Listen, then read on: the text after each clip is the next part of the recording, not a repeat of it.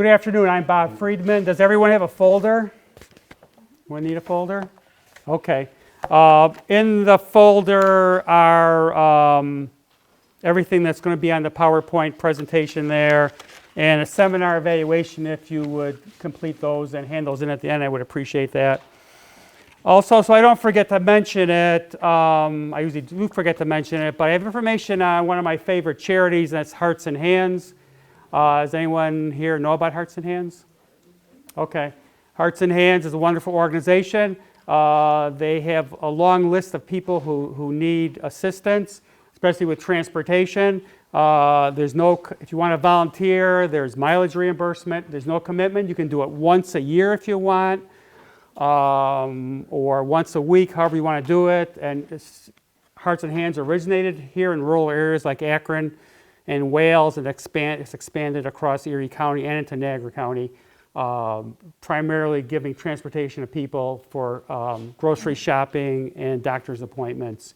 And it's really a mutually enjoyable experience for the volunteers as well as the people who are receiving this care. So there's contact information on here, and it would be greatly appreciated if you could volunteer and help them out with they have a long list of people that need assistance, primarily transportation, but also with household chores and with paying bills. Before we get started, I have a few warnings. This is not a substitute for legal, tax, or investment advice. The laws are constantly changing. The laws vary even from county to county, and we have a tremendous amount of material to cover today, so I'm going to ask that you hold your questions to the end for a number of reasons. First of all, in all fairness to everyone, and some people have questions that are only specifically of interest to them. Also, so I don't lose my train of thought, and so we can cover everything. Very often people ask me questions about what I'm just about to cover. So this presentation is being videotaped, but none of you will be videotaped unless you want to be.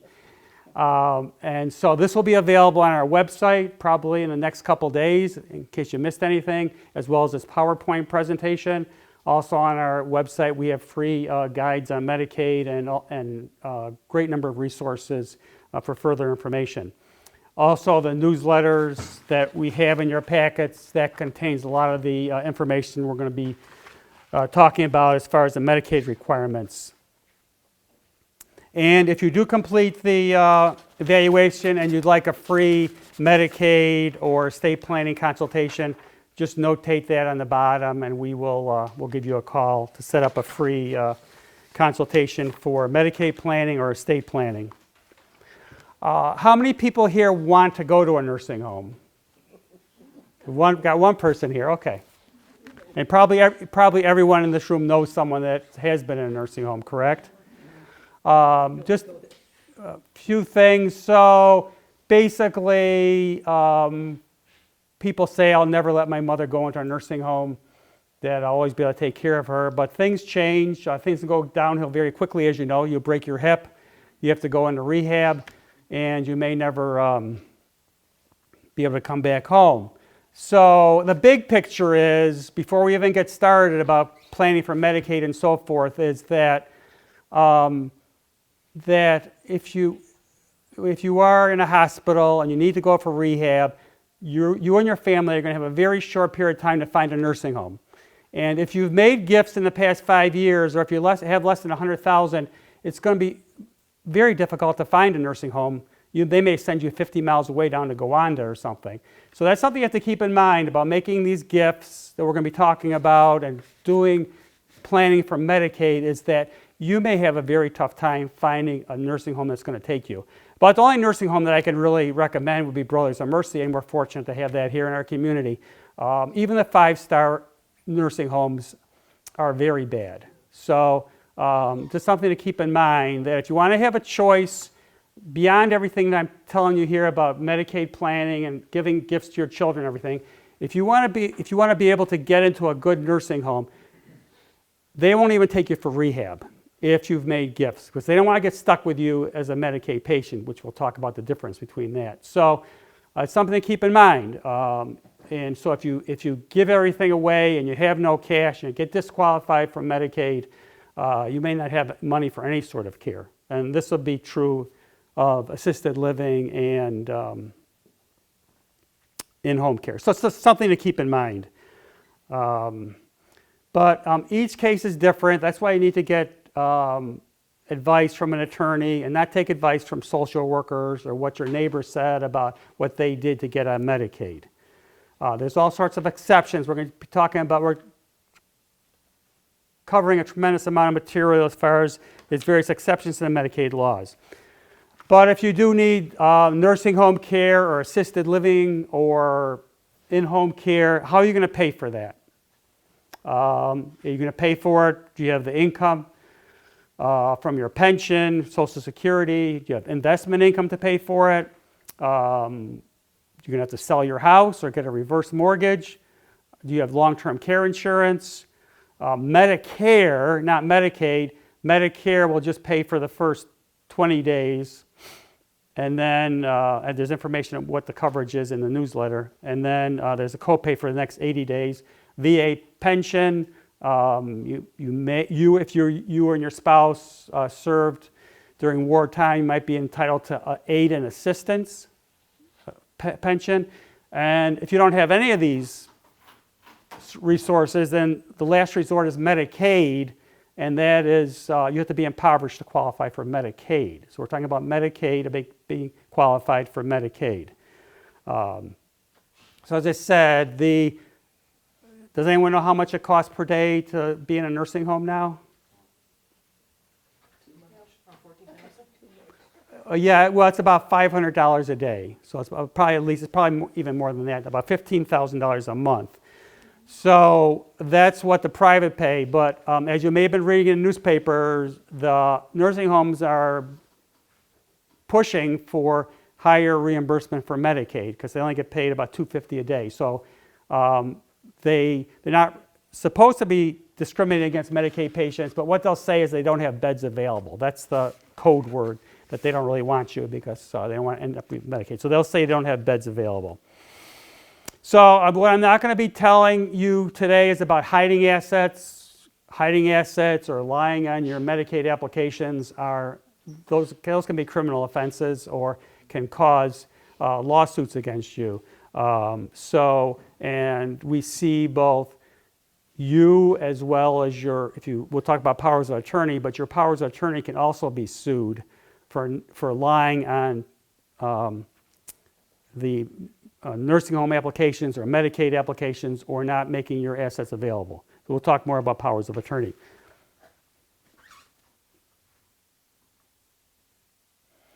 So as far as Medicaid eligibility, it's a rather bizarre, complex system, but you have to qualify for Medicaid. You can only have so much in resources, and there's exceptions to what's considered to be resources. We'll talk about that. But the income that you're allowed to keep is $50 a month if you're in a nursing home. That's all you can keep of your income if you're a single person. At home, if you're getting in-home care, community care, you can have $1,677 if you're getting community Medicaid at home. They just increased the resources of what you're allowed to keep in resources is $30,182 as of this year. It was quite a bit. It was about half of that previously. Now, many of you heard about this look-back period. So there is no look-back period for community Medicaid to get Medicaid for in-home care. They keep delaying it. It was supposed to go into effect 2 years ago. It's been delayed for another year. But anyway, what that means is when you apply for Medicaid, your Medicaid application, you need to provide bank statements and financial statements for the past 5 years. That's the 5-year look-back period.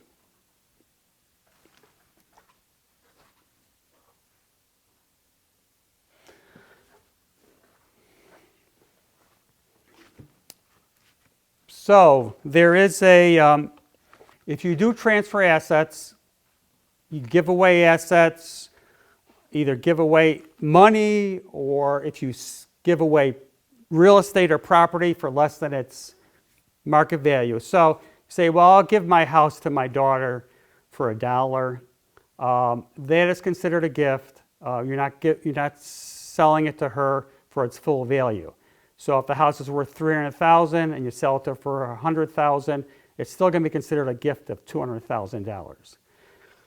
So whether it's cash or property or real estate, if you were to give away, if you've given away $121,000, this is just an example. If you had given away $121,000 in cash or real estate in the past 5 years, you would be penalized for 10 months. That means you would be ineligible for Medicaid for 10 months and you would have to private pay. So if you're making these gifts, you're going to have money available. So very often, we advise people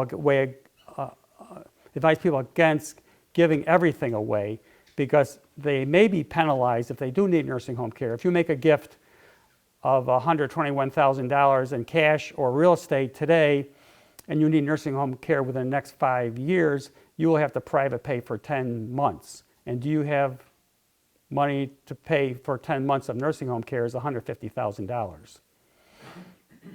So just to simplify things, the way they calculate the 10 months, there's 5 different regions of New York State. But in Western New York, for every $12,000 that you give away, you're penalized for 1 month of nursing home care, even though nursing home care is about $15,000 a month. So that's how they calculate that.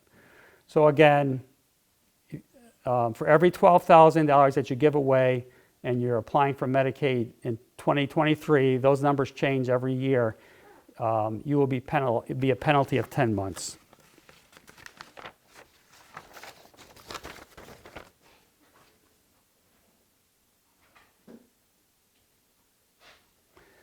So first off,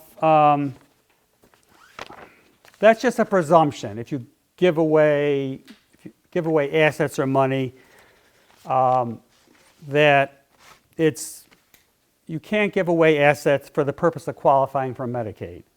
So you are entitled to a hearing if you were, for instance, if you were in very good, even though it was in the past 5 years, if you were in excellent health and you were transferring assets and you can prove it, that's why I recommend you have regular medical checkups, then you may or may not be penalized. Basically, when Department of Social Services looks at your records for the past 5 years, generally any withdrawals under $1,000 they may not question you on as far as where did that money go, and you may not know. Now, many of you probably heard that you can give away $17,000 a year. It used to be $10,000. It gradually went up. Anyone hear that about you can give away $16,000 or $17,000 a year? Well, many people have heard about that. The $17,000 is under the U.S. estate and gift tax, which has nothing to do with Medicaid, but you can give away $17,000 to as many people as you want per year and not have to file a gift tax return. Now, this is an addition. Most people don't have to be concerned with this, but the federal estate tax exemption now, and it's in the newsletter, is over $12 million now. Back 30 or 40 years ago when I first started practicing, estate tax exemption was a lot less, and estate planning used to be all centered around avoiding estate tax. But right now, and this could change, the federal estate and gift tax exemption is $12 million. That's New York State no longer has a gift tax. New York State actually eliminated a tax. There was a gift tax. New York does have an estate tax, which the limit is $6 million something now, exemption.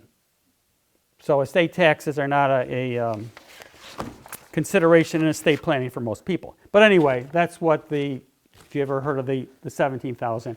So in addition to the $12 million that you can give away during your lifetime and not be subject to a state or gift tax, you can give away $17,000 per year to as many people as you want. So that's just, I want to say that many people think that applies to Medicaid, but it doesn't. You will be penalized even if you give away $17,000 per year.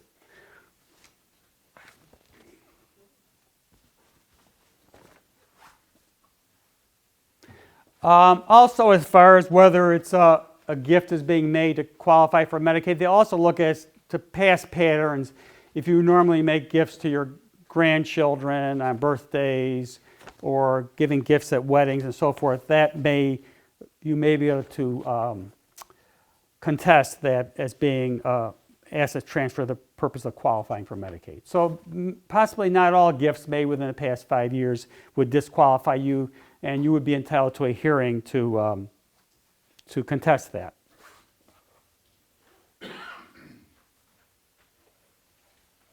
So if a nursing home resident has a spouse still at home, that spouse is entitled to certain exemptions about money that they can keep. So the spouse at home with a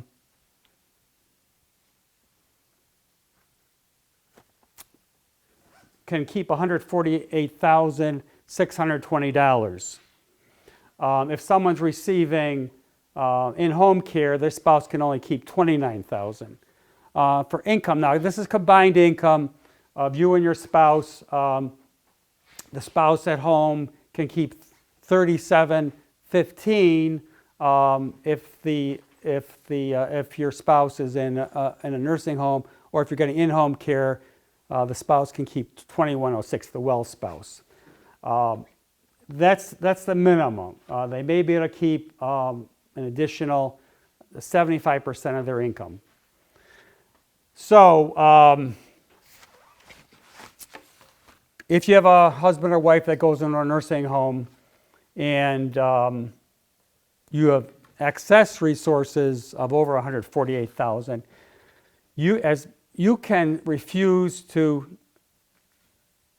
support your spouse. You can sign a spousal refusal. So there's no limit on assets that can be transferred between spouses. So if your husband or wife goes to a nursing home, they can transfer all of their assets to you, and there's no penalty for that. And you, in turn, can refuse to support your spouse so that they will qualify for Medicaid. This is something you should consult with an attorney on. But so what does that mean? That means that the county can still come after you for reimbursement for not supporting your spouse, but they would come after you at the Medicaid rate, not at the private rate. So you would still be paying less if they do come after you in family court for refusing to support your spouse. Those are protections for well spouses.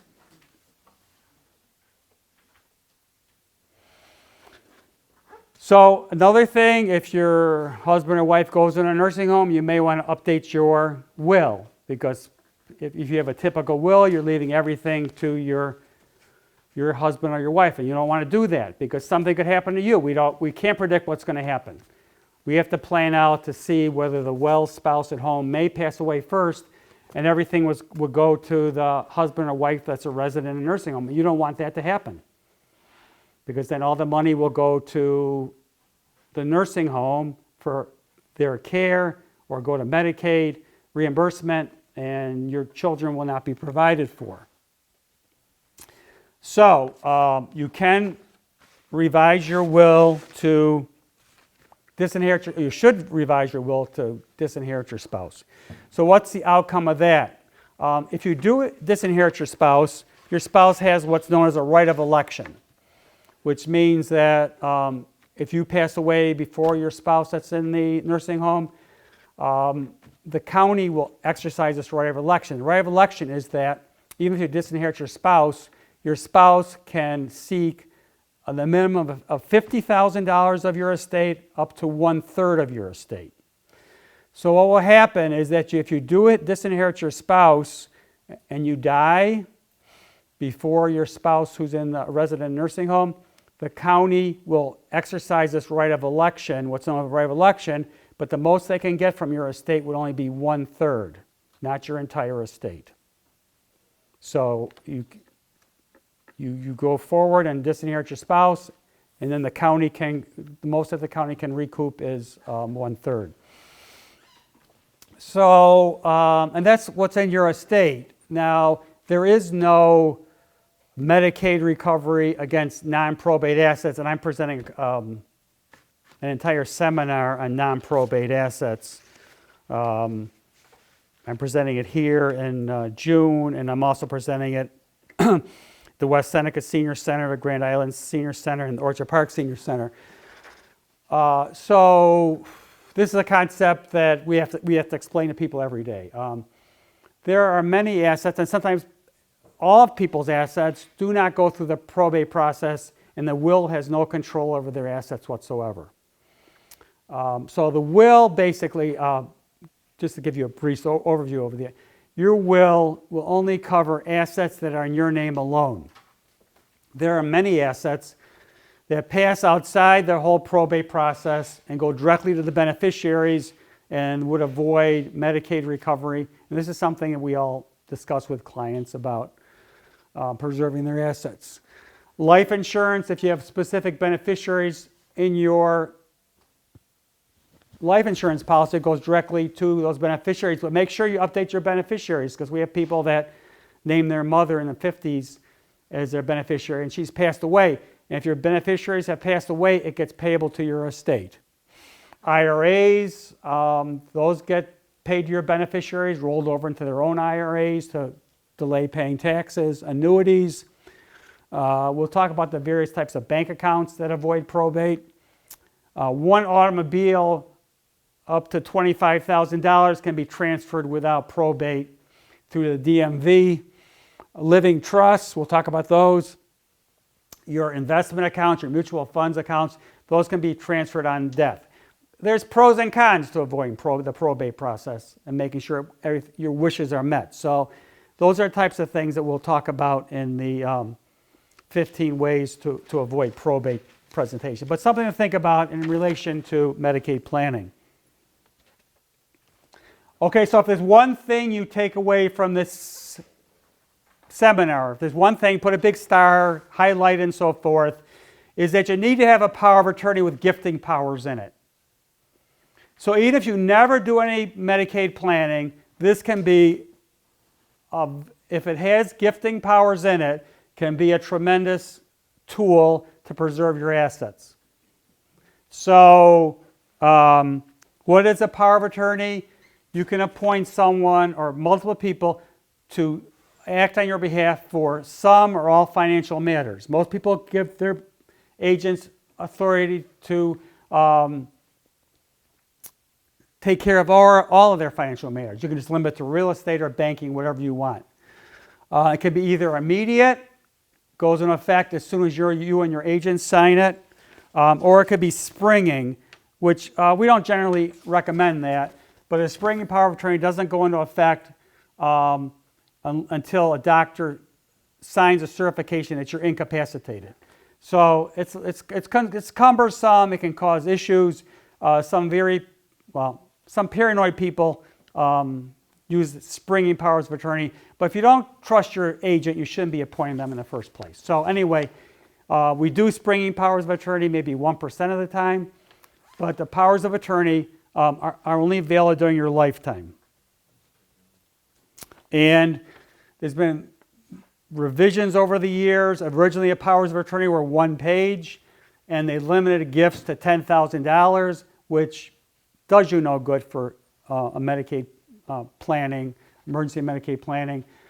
There were major revisions in 2009, 2010, where the agents also had to sign, and then there was another revision in June of 2021. The older powers of attorney are still valid. They may not be that useful, but any prior powers of attorney are valid. We've always, for many, many years, have put gifting powers in the powers of attorney. So when people say they have powers of attorney, I need to take a look at it.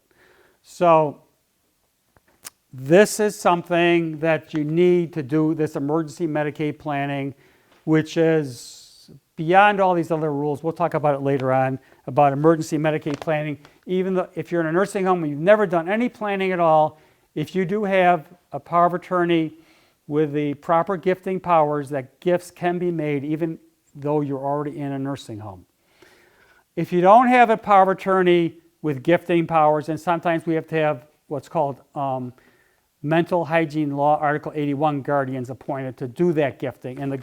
And to tell you what the legality of that is, the judges will grant your guardians power to make gifts to do this, what we call this emergency Medicaid planning. But it's a lot more expensive, and it can cost you, guardianships can take 1 or 2 months, and during that time, you know, you're paying $15,000 a month. So it's a very valuable tool to have. First off, to have a power of attorney, but then also to have a power of attorney with the necessary gifting powers, which are modifications. The current powers of attorney allow gifts up to $5,000, but you have to write in modifications to allow, and we do that for all our power, allow gifts in excess of $5,000 for estate planning and Medicaid planning. So something you should definitely look into. Common misconception, powers of attorney only valid during your lifetime. So people say, well, I try to use the power of attorney after my dad died. It's only valid during your lifetime or until it's revoked. It can be revoked by a revocation document or by executing a new power of attorney that has the revokes the powers. Since 2009, the agents also have to sign the powers of attorney to have them go into effect. So they don't go into effect until your agent also signs a document. So sometimes we have to send them out. Very often there are agents that are out of state. They have to take that. All the powers of attorney are durable, which means that even if you later become incapacitated, they're still valid. We also have HIPAA authorizations in your powers of attorney, like you sign at your doctor's office or in the hospital. So in order for your powers of attorney to your agents to be able to talk to your doctors and hospitals if they have any questions about your bills, there has to be the HIPAA authorization in the power of attorney for your doctors or your healthcare provider to be able to talk to your agents about your bills. Also, the powers of attorney since 2009 require third parties to accept your power of attorney. They can't require you to use their form. They have to accept, if your power of attorney is valid and you have the original document, they have to accept that form. So one of the changes in the 2021 legislation on powers of attorney, and it applies to all powers of attorney, is that there's a whole set procedure now about giving time limits on how long the bank has to, I think it's 10 days to get back to you. They may have to have your power of attorney examined by their legal counsel. They have to let you know whether or not they're going to accept your power of attorney. So banks have been very wary about accepting powers of attorney because of elder abuse, with sometimes agents using invalid powers of attorney to gain access to people's bank accounts. So they're very wary about that. Banks are being sued for accepting fraudulent powers of attorney. But now there's a procedure set up where they have to get back to you and let you know whether or not they're going to accept the document. But they will require you to see the original power of attorney document. We no longer maintain the original power of attorney documents. We give those to our clients because the bank will want to see the original and they'll make you a copy. That's the procedure you have to go through.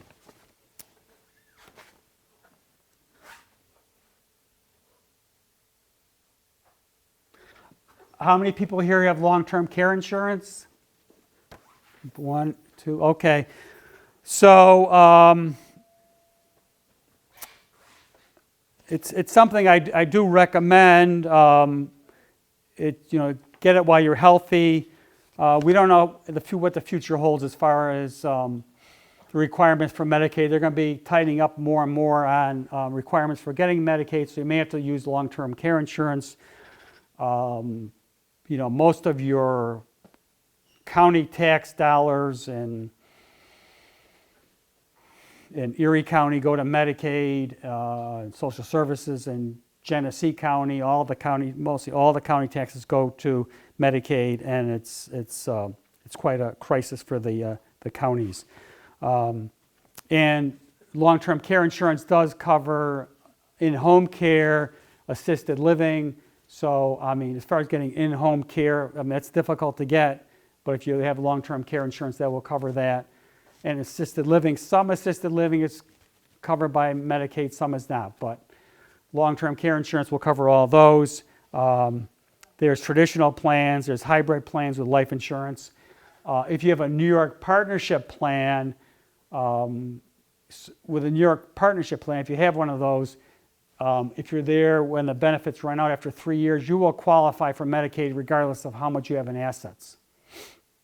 So they will not consider your resources or assets. There's no qualification for assets and resources when the long-term care insurance runs out 3 years or whatever. However, your income must go for nursing home care.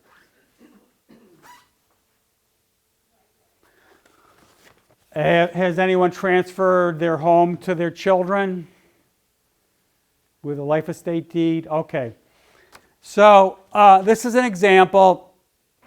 Transferring your home to your children during your lifetime is an example of a non-probate asset. So if you transfer your home out of your name and transfer to your kids and retain life use, it becomes a non-probate asset. It will automatically pass to your children upon your death. You'll still get your property star exemptions and property tax exemptions if you're actually living there. There'd be no capital gains to your children. So even though you paid $10,000 for your house in 1960 and your house is worth $300,000 when you pass away, in 2023 or later, your children will not have to pay capital gains tax. They get what's called a stepped-up cost basis. There are some disadvantages to the life estate deed, and I've seen it happen. If your children go bankrupt, then a substantial amount of money would have to be paid to the bankruptcy court to free the house up. If your children are sued, there could be liens against your house, judgment liens. If your children pass away, there could be complications. Their interest may go through their estate. So there's two levels. A life estate deed, with life estate deed, you have a right to occupy the property.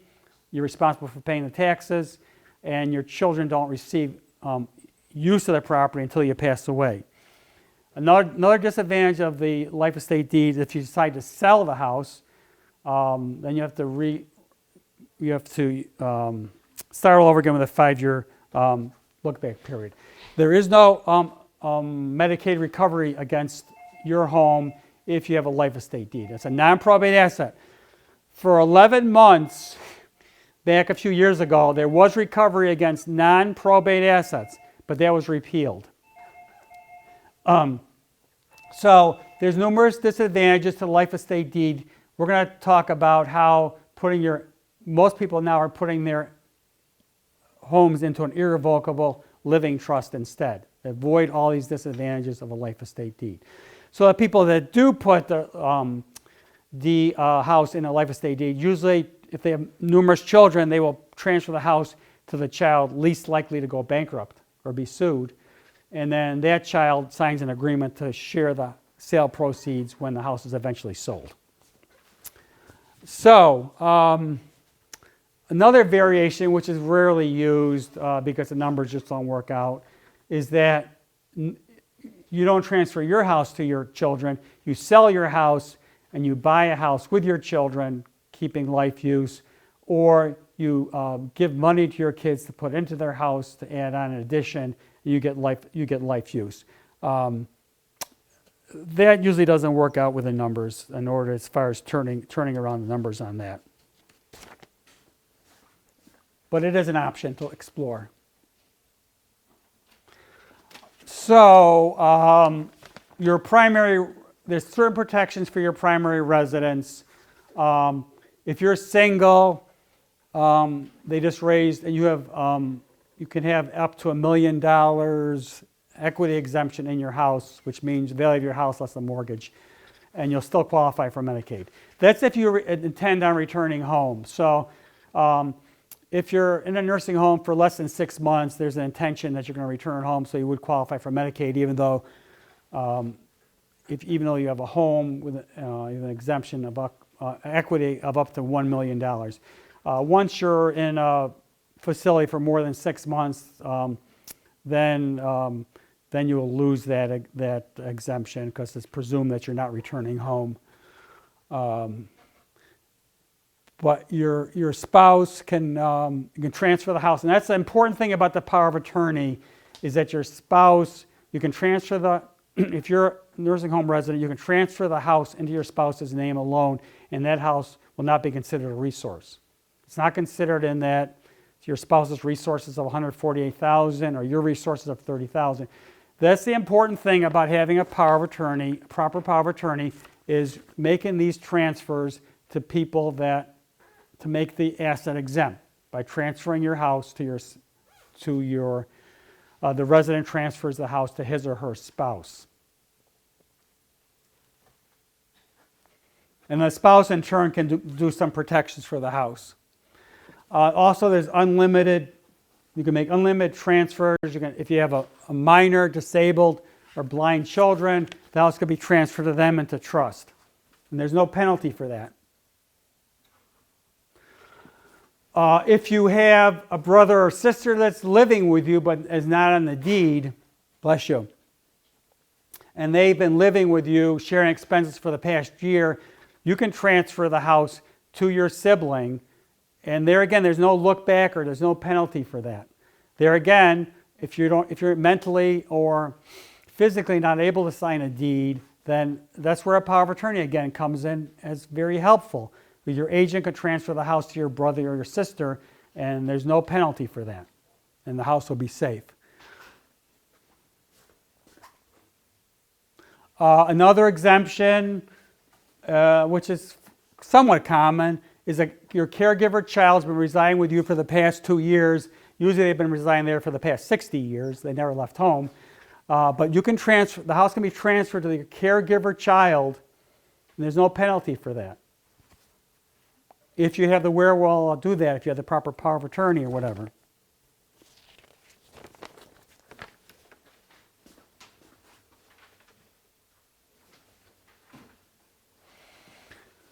Anyone here using living trusts?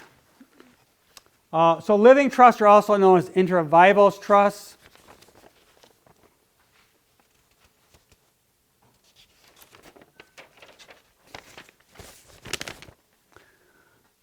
So these are documents that are prepared by your lifetime, and any assets that are moved into the trust are non-probate assets.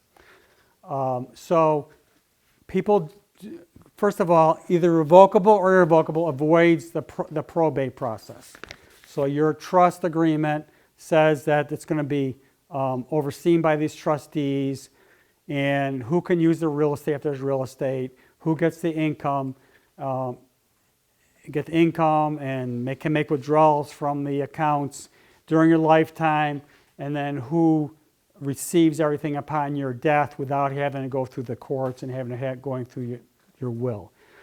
That's basically the overview. So, but to protect your assets for nursing home care, it has to be irrevocable. There's the trade-off. You have to give up control of it. So most people are using irrevocable trusts for their homes, and the trust allows them to reside at their house. And so the trustees with an irrevocable trust, the trustees are the managers of the trust. They cannot be the people that are creating the trust. So it's usually your children that. So the trusts are of no value unless assets are transferred into the trust. So you would do a deed from you to your trustees, who are your kids. So your kids are listed as trustees, so they're not listed as individuals. So if they're sued or they go bankrupt, it has no effect on the trust. And if you decide you're sick of all the snow and you want to move to Florida, your trustees can sell your house and take that money within the trust and buy you a house in Florida. And you don't have to start all over with a 5-year look-back period. And you're also just like with a life estate deed, you're still entitled to your star exemptions as long as you're residing there. The The assessor will want to see the trust agreements to verify that you have a right to live in that house. As long as you have a right to live in that house and you're actually living in that house, you're still entitled to your property tax exemptions. You have to reapply for them by March 1st of the year after you set up the trust. So your children's creditors can't get a piece of your real estate. So that's why people are putting their houses into irrevocable trust rather than with this life estate deed. So the property is in the name of the trust rather than in their kids' names.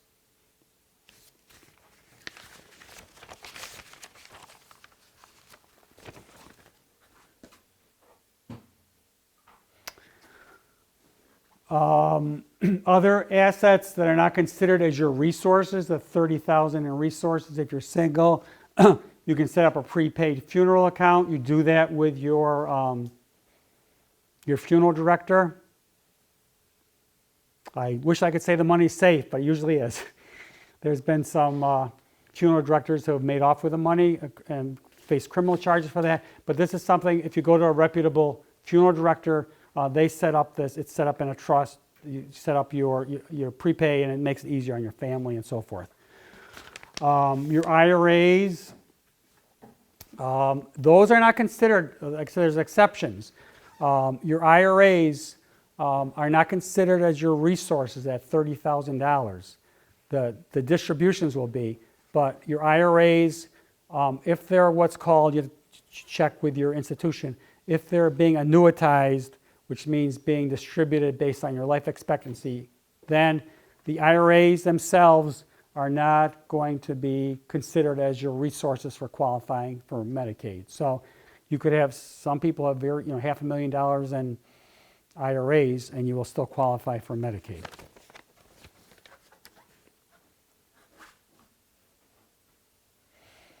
So that's something you want to think about, something important to know about, if you're paying private aids in your home rather than going through Medicaid. I'm not a big fan of home care agencies. I know they hire felons, and I know. So you may want to go into your assets and rather than go through all the trouble, and pay responsible people. There are some responsible people are there. Home health care agencies will hire anyone. There was one here right in the village of Akron that stole $90,000 out of a safe, cash. It was very unusual they were able to convict him because they were able to prove $50,000 of it. The individual died, but he had started criminal proceedings while he was living. It was very unusual they were to prosecute him because he was, and he had pending criminal charges against him when they hired him. So it was very unusual they were able to prosecute him, but the sheriff's department did a good job. He was stupid and was posting on Facebook all these things he was buying with the money. So they did get, and they get a restitution. I don't know whether the estate will ever be compensated with. But anyway, that's the reason why I'm not a real big fan of home health care agencies. But anyway, IRAs, you can check with your advisors about setting up an annuity which would limit the distributions of income that would have to flow to the nursing home. So, if your daughter's been helping you out for the past year, and you want to, she gave up her job, and she's been working full-time assisting you. If you pay her for that, is that going to be considered a gift for all these hours that she's worked over the past year? Well, unfortunately, it will be considered a gift unless you enter in a caregiver agreement, which Department of Social Services has outright said that they hate these caregiver agreements. So the only way to avoid being that considered to be a gift and disqualifying from Medicaid is to have a properly drawn up caregiver agreement for future services And it has to define what duties financially and personal care that your caregiver child is giving to you, and you can pay them a reasonable amount in advance, $20 an hour, so forth, but it has to be with this agreement. But the downside of it is that your child's going to have to pay income taxes on that money, because it is not considered a gift. It's considered to be income to the caregiver child.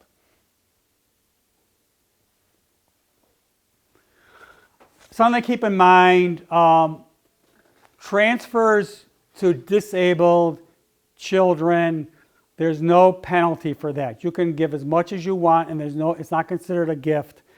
You give unlimited amounts either directly to them or into a trust. The same way, something to think about too, is that if someone dies with an estate and any of their beneficiaries are disabled, that beneficiary gets paid before Medicaid gets paid through an estate. Even though someone may owe $250,000 and their entire estate may be Medicaid. So when someone passes away, Medicaid will file a lien against the estate to recover Medicaid if you do have a probate estate assets just in your name, if something were to happen to that.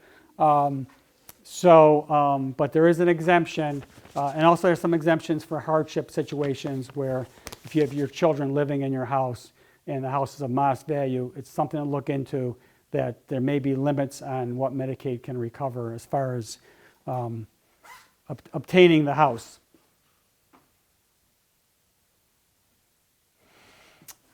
This does not disqualify people from obtaining Medicaid if they spend money. A nursing home patient is actually entitled to have an automobile, which is considered exempt. You can pay off debts, you can make home improvements. They're not going to consider those payments as being gifts.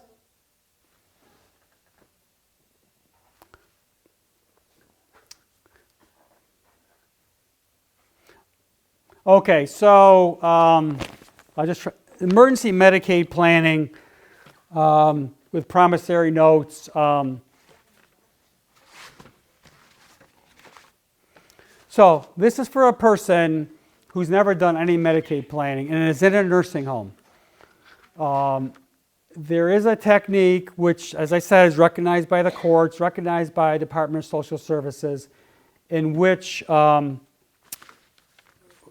with this technique, you can give away half your assets if you either have a power of attorney with gifting powers in excess of the $5,000 now, that's in the current powers of attorney, or a guardian is appointed. If you do not have that power of attorney, then a guardian needs to be appointed. Mental Hygiene Article 81 guardian can be appointed, and given that authority to do that, where only half your assets, I'll try to explain this as simply as possible without getting into the weeds on that, where you'd only have to spend, whether it's your house or your bank accounts or whatever, you'd only have to spend half your assets on nursing home care, and the other half would be gifted to your children, and then when that half runs out, you will qualify for Medicaid. And it's a very complicated procedure. It actually involves two Medicaid applications. First, that you want to get turned down for Medicaid to get this clock started, and then again when the half of your assets run out, then you will qualify for Medicaid. That's why I say it's so important to have the proper power of attorney.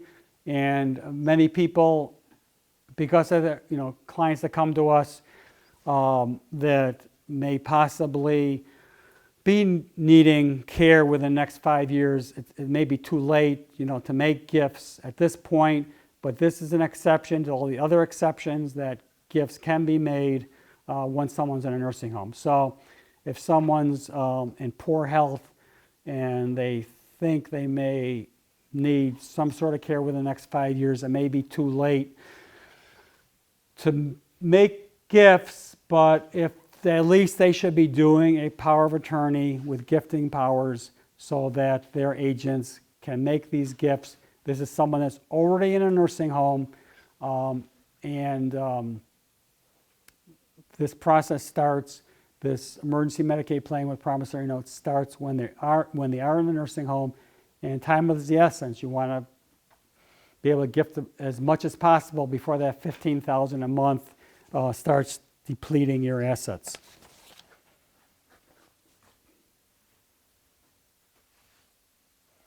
How many people have healthcare proxies? Okay, so you have the constitutional right to refuse medical treatment, but how are you going to communicate that if you're incapacitated or something? You appoint a healthcare agent to make decisions for you, one healthcare proxy and an alternate. We also do living wills. We do a combined living will. Some of them are done separately, which is your specific directions of what you want or do not want. If you are in a coma, terminal illness, or even non-terminal illness, like in the later stages of Alzheimer's, when you lose your bodily functions. Also, if you do not want tube feeding or artificial hydration, your healthcare proxy does not have authority to discontinue tube feeding or artificial hydration unless you have that stated in your living will. Also in the living wills, we put in there about donating organs. You can donate organs in there. There's a HIPAA authorization, and we also are not required to be notarized, but we do have them notarized because other states require notarization of healthcare proxies. There's no national universal laws about healthcare proxies. So in 2010, there was a law passed called the Healthcare Decisions Act, which was being pushed primarily for the benefit of unmarried couples so that a partner could make healthcare decisions for the other partner even though they weren't married. But this is all the more reason to have a healthcare proxy, because the Healthcare Decisions Act of 2010 permits people that may have no idea what your wishes are to make healthcare decisions for you. All of your children, if you don't have a spouse, all of your children may have equal say as to healthcare decisions for you, and they may have no idea. Unfortunately, we see this very often. You may not have seen your kids for 20 or 30 years. They may have no idea what your healthcare. So that's all the more reason to have a healthcare proxy, so you designate a person to make that decision for you.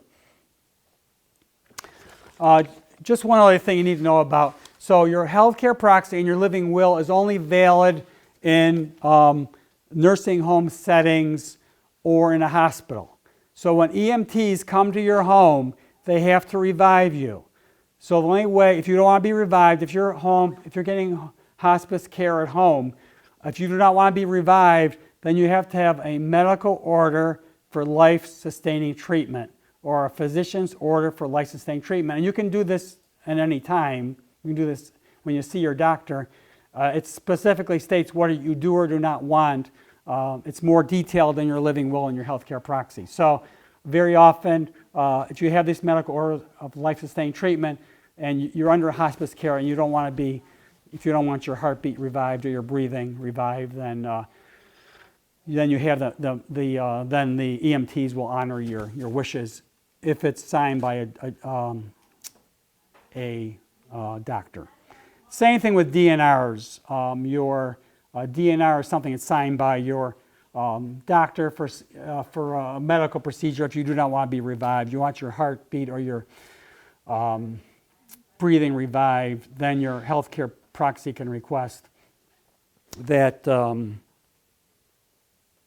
DNR be signed. So this is just a starting point for your medical decision making and something they start a conversation with your family members and so forth, so they have an idea of really what you do or do not want if you are needed. Medical care is necessary. People of all ages, 18 and over, should have healthcare proxies. A couple of the most famous cases about rights, constitutional rights to disconnect were women in their 20s or 30s. Shivo, she lingered for 11 years when even the governor of Florida got involved with it, and religious group got involved trying to keep her alive. I'm sure she didn't want to be remembered being on TV with all those tubes hooked up, but they kept her alive for 11 years before they discontinued her. Quinlan, she was in a coma. There was a very famous case. She went into a coma from she was only in her 20s. She went into a coma from overdose of drugs and alcohol, and there was court fights over keeping her alive. So this can eliminate all this with a living will and a healthcare proxy. I'll take your questions in a moment. I'd appreciate if you can fill out the evaluations. I have forms up here as far as revising your will or drawing up a new will. We generally have people complete a 2-page will intake form, and for Medicaid plan we have an intake form for that too. So there again, going back to we're talking about probate and non-probate assets. In order to advise you, we have to know, how your assets are held, in order how to and whose names they are, in order to know how to best preserve your assets and fulfill your wishes, and know who your family members are too. We'll be talking about will contests in the how to avoid probate seminar also, which that's very important that your legal advisors know who all your family members are to prevent any sort of will contests. This is my daily life of family members fighting. We see it all the time, so don't feel bad if it's your family, especially siblings. It's horrendous. People just wasting money and time and emotional energy fighting during their lifetime and when parents die also.